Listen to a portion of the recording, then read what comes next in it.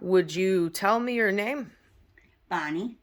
Okay, and so you are a great grandma raising Yes, your great grandson. yes, who is now 13 years old and 2 months, And how long have you had him? since he was 2 months old. 2 months old. And what was the situation in which you Well, obtained I custody? I took him as a safety net. He was supposed to be here for 2 years as a safety net, but then um, social services DSS wanted me to have proof of physical placement, so I went to court for that, but neither parent showed up. And the grandmother of the child was there with another grandson in the same time that we're up in front of the judge. And when it came to me, the judge says, "Well, where's the father of this child?" I said, "Well, the father of this child is the same father of that child." So next thing you know, I had sole custody when I left. And I Mhm. was very upset because I was afraid that Justin would lose his insurance through Medicare or Medicaid, And Justin is your great grandchild. great grandchild. And I didn't have any insurance of my own. Well, when I came out, one of the women that I was a neighbor with years ago was then working up there, and she said, "Just call his caseworker. I don't think it would matter," which it didn't. Mm. So I have sole custody of Justin. And where is his mother? His mother now is on the streets doing drugs, flopping wherever she can find a place. She's been known to be found sleeping on park benches, sleeping on the ground by trees. She's Mhm. just a lost cause. People have tried to help her. Her grandmother, or her mother, whom is my daughter, tried and got her in a safe house and everything. She left next day. She you can't help her. And she is schizophrenic, and when she did get medicines for it, the rest of the druggies would steal the meds. So, Mm. and she has other things mentally, but I'm not sure because her mother, whom is my daughter, died. So she's been gone a little over a year. I'm sorry. So How is Justin handling his mother's situation? he knows his mother loves him. He's sure of that. But he knows his mom's got drug problems, alcohol problems. It's a sad situation. So we usually at night sit together, hold hands, say our prayers, and ask God to watch over her. How do you feel that God has a part in all of this? Oh, God has got us through a lot. I lost my husband. He dropped dead in the driveway here. Justin was there. I've been taking Justin to counseling. It's been rough the last 2 years. We lost my husband. Then 8 months later, lost my daughter, who would be his grandmother. Then I lost my brother-in-law, who was with us since I was 7 years old, so he was like a brother. Then it's really hard because he knew his uncle real well, great uncle. And then my daughter's boyfriend of 15 years, who was the other papa, died. Then we had to have the dog put to sleep on top of this. And now, just recently, my brother committed suicide. He shot himself.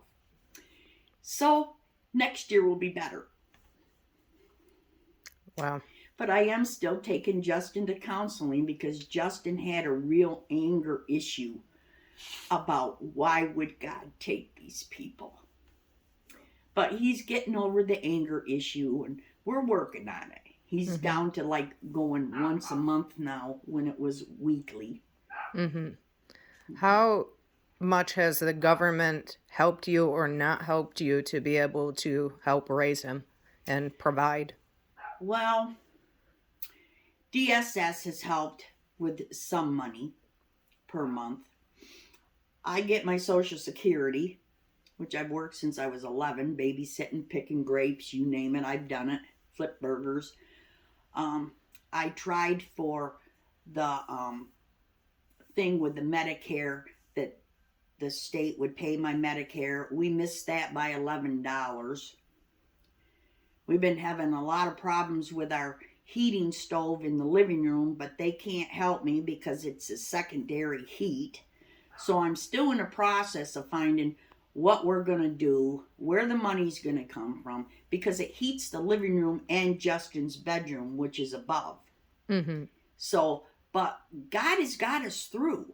Don't ask me how, but it always seems something gives.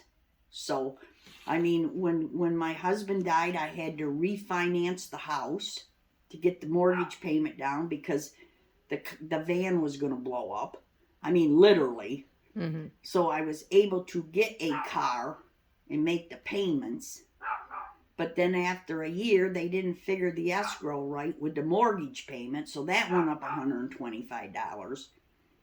And when you live on like $1,600 a month and $850 of that is gone just for mortgage and car, you still got gas, electric, water, sewer bill here every 3 months, taxes, car insurance, gas for the car, clothes for Justin, you know, for him to be able to do things, Mm-hmm. you know.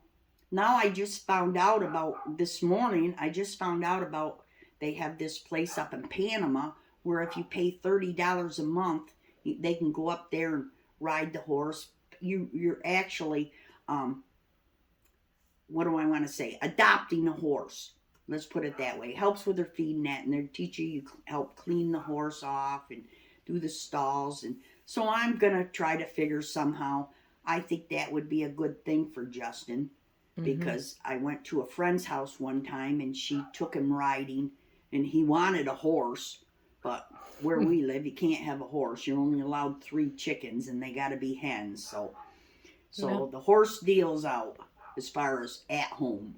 Yeah, right. Now with food, they helped you, the government, during COVID, but what happens after that COVID funding? Then we qualify for $25 a month. And do you know of any other programs that are able to help, or you're pretty much left on your Well, own? one place where you can go get free food. Food pantry? Food pantry. I already know the person, and I'm already signed up. So I'm lowering my standards. I'm gonna be a taker, I guess. I always have give my whole life, whatever I have, you know, I share the wealth, a little bit of this, whatever. Mm-hmm. But I am going to the food pantry because whatever, gotta feed the boy, and I'm gonna do whatever it is, you know.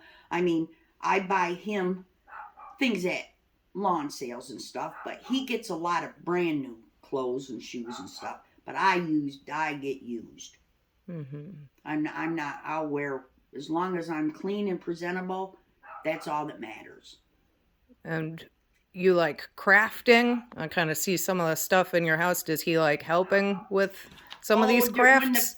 When the COVID first came out, we made, I think it was 65 masks. Well, they had a parade for the school. You had to go to our mall and line up with your car and drive around, and all the teachers had their vans and whatever. They're hollering to the kids. Well, Justin had them all in baggies, and he was throwing them out like a parade in candy. He was throwing the masks out. That's cute. So that was his help in with the COVID, to keep his teachers safe and things.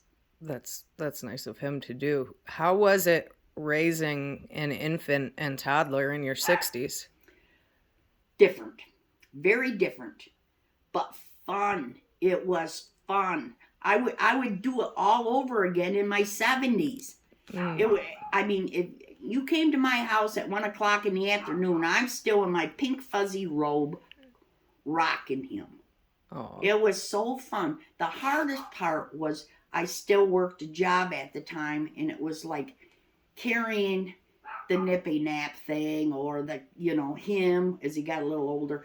And some of the streets icy in the winter. Sometimes you have to climb over snowbanks, and that was the hardest part of all, was getting him out of the car and into the daycare centers.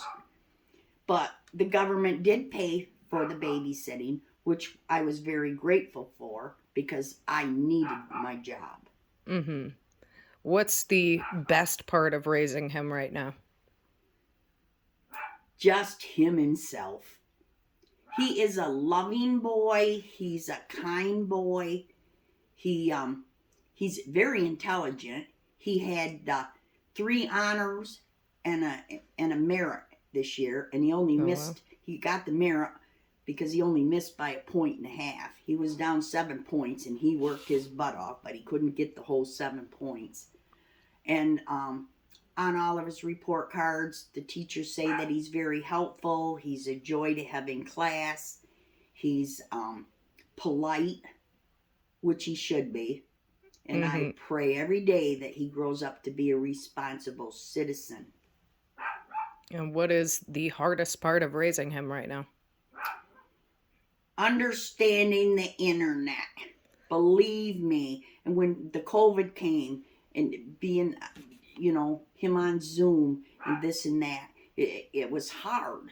But my friend gave me a computer, and the college girl across the street set the computer up, so all I had to do is hit the on button and then put the little arrow to either parent portal or the name of the school. And I can get any information I need on how his grades are going, this or that. So, but I would say the internet, and right now he's going through puberty. And some of the things that he's taught me about, you cannot go by a person's gender, and the different names of whatever, like non-binary, and he says he's non-binary, which I can't figure out, but he'll be what he will be. That don't bother me. He's going to be whatever he's going to be, as long as he's a productive person and does well in life on the good side. Right. And I always tell him, if you don't have God in your heart, you have nothing. So you have to be a leader. Do not be a follower. If things are going wrong, you think, is this what God's going to want me to do? So I've taught you right from wrong, and all I can do is let you fly out of that nest and hope that you have a good wingspan. I like that philosophy. One of the last couple questions. What do you think would help grandparents and great-grandparents that are in this situation? What needs to be done to help? I think there should be more things out there for, like, if they don't have a big income, like important things like plumbing issues or heating issues. I mean, because things like that are very important. And especially like me now with being alone. No husband to help or to help you figure things out. If there was more things out there to help people, right. But it's always the bottom line. What your income is. They don't care what you have to pay out of that. It's just what comes in, which I don't think is right. No. They should be able to find out how much this costs, how much that. I mean, honest things, I'm not saying that I got to go to the beauty shop every week or things like that. That's frivolous stuff.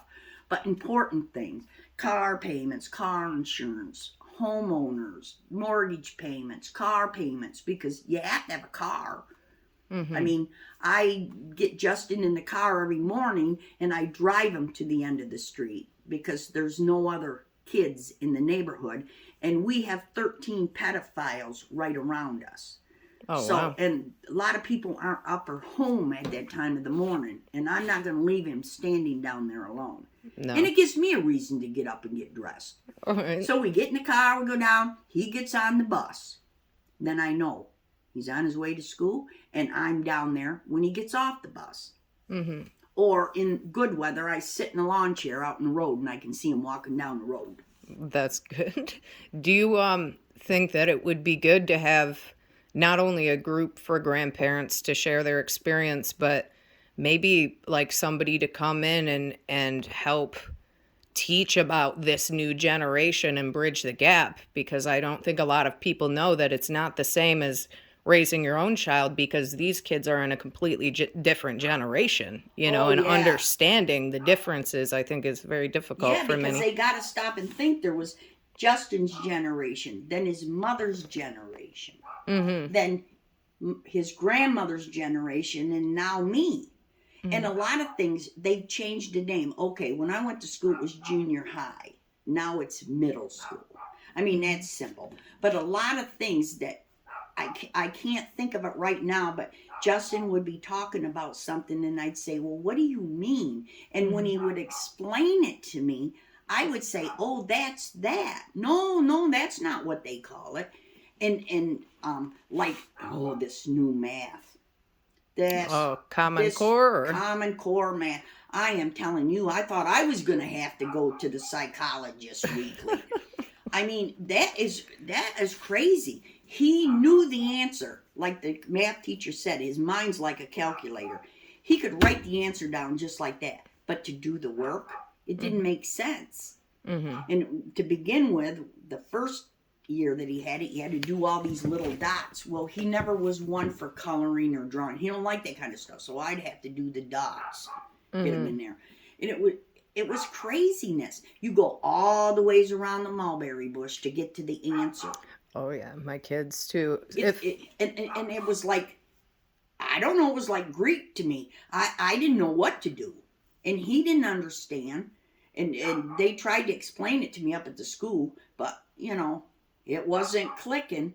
But finally he got it, and he ended up this year with an 87 in math, Oh wow. 100 in history, 99 in science, and ELA 92. Oh wow. So he's grasping. Well, you He's must in be doing really well he's in too. what they call ELA because Justin is ADHD, and in between classes, then he couldn't settle down. So he does go to different classes, but he has the main room where he goes in the morning, and that has worked fine. And Good. he takes medication, a low dosage, because he doesn't. It can go up to like 150 milligrams, I think, and I think he's on like 30 now, 30, 40. He's on 40 now because as he got older, his body's bigger and need more. Mm-hmm. But he's fine. He's fine. He's very intelligent.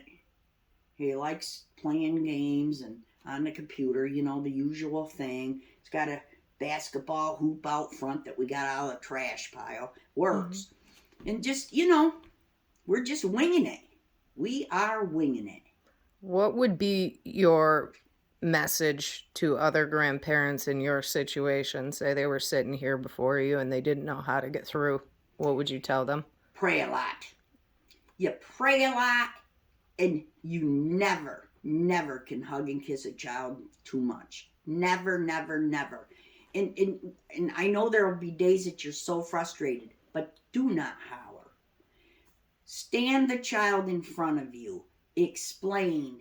It's going to be tough. Some days are going to be tough, but explain in a kind of a quiet voice what the problem is. How are we going to solve this problem? Why do you think this happened? Bring the problem to the child, and actually that child will find out what he did and why he did. But yelling ain't going to work. Spanking ain't going to work. No, I'm not a spanker. No, no, no. Because it just, especially ADHD, because it's just going to get them more riled and you're never going to get to the point. I like that advice. So I've always just stood them in front of me and we discuss it. And if he's too riled up, then just go to your room and just think about it for a while. When you think you're ready to talk, Grammy's here. And I've always told him, you can tell me anything. I don't care what it is. You can always come to me. If I can't figure it out, we'll find somebody else. And that's the way it is. But puberty is different. It's very different. I commend you. What about to parents who are addicted, who have left their children? What would your message to them be? Get clean. Get clean. Do the best you can do. You know, if not, try to see the children in, like, at a meeting place with other people there. You know, because you can, send them a card. I love you. You can find those, they're cheap. Probably wherever you're at has just a little postcard. Just mail it to them with, I love you, Mom, or I love you, Dad, or, and for the grandparents, do not badmouth the parents in front of the child. It will mess them up for life. Parents, I don't care how bad of a druggie they are. This is my feelings. Deep down inside, they still love their child, but they're not capable of taking care of the child. They're just not. They can't take care of themselves. Like Justin's dad, I know he loves Justin to the core, but his dad cannot take care of himself. And the same with the mother. But, and I always tell him, they loved you so. And they loved you enough to give you to someone. Wow. That's, just like people that give up children for adoption, that they have them when they're 16 or something. They love that child enough to give it a good home. That's the way I look at it. That's a beautiful perspective. Other people may have different impressions, but, God made us all equal. And I don't care. Everybody has good in them. Some you have to dig a little deeper, but everybody has good in them. So don't judge. Never judge, because this is my last saying. And it might not sound too, it's going to say that. But remember, the ass you kick today may be the one you have to kiss tomorrow. That's a deeper one then. So I'm saying, Grandma and Grandpa and great grandma and grandpas, all of you, hang in there, because if you give them the right upbringing, do the best you can do. Once they fly, they fly. Well, I just want to say you're one of the most incredible people I have ever met. And this is my aunt, by the way, my Aunt Bonnie. And you've always had such a distinguished light from anybody else in this entire family. It's almost like you were set apart. And this is on my mom's dad was her brother. So that's my grandpa. So this is great Aunt Bonnie. But you're very special, and you are a hero for doing what you're doing and making a way and figuring this out and taking him in. And just the light perspective that you have on life. I don't know how you have that. That's because I have to get older. But I'm never growing up. Never, never. It's beautiful to see that you haven't let life darken you. No. There's always light out there. Sometimes you gotta look for it. But you can't live in the negative. If you tried to look at everything that's going on in this world and everything, you wouldn't want to get out of bed in the morning. So you look at good things. Good things. The birds, the trees, just everything. Even the crappy snow in the winter. But it's going to melt and it's going to give us water for the rest of the year. So, you just have to look at the positive. If you live in the negative and you're raising a grandchild, it ain't going to come out good. You have to be positive. Very positive. I love that. Well, thank you very much for sharing. And I know that you're going to impact a lot of people. And I appreciate you. Oh, you will. You will. You've got the light. So thank you. Mm-hmm.